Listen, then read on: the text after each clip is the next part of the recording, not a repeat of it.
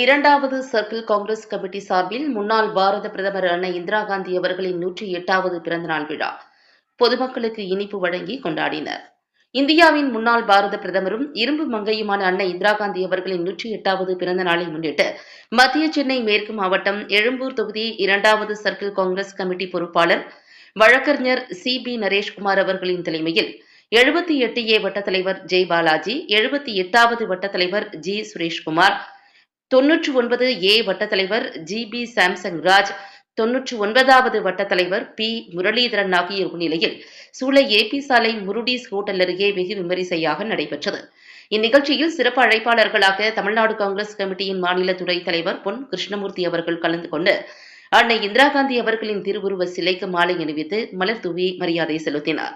அதனைத் தொடர்ந்து பொதுமக்களுக்கும் காங்கிரஸ் நிர்வாகிகளுக்கும் இனிப்பு வழங்கி கொண்டாடினர்.